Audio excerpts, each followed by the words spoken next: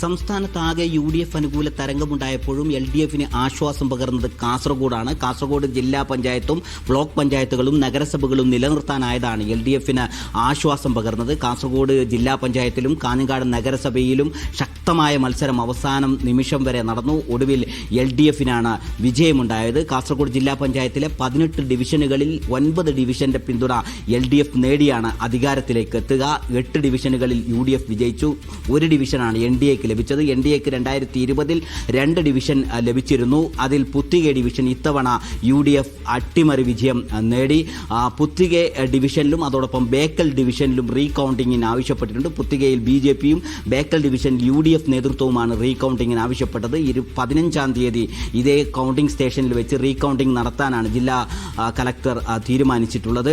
ഈ റീകൗണ്ടിങ്ങിൽ മാറ്റമുണ്ടാവുമോ എന്നത് കണ്ടറിഞ്ഞ് കാണേണ്ടതാണ്.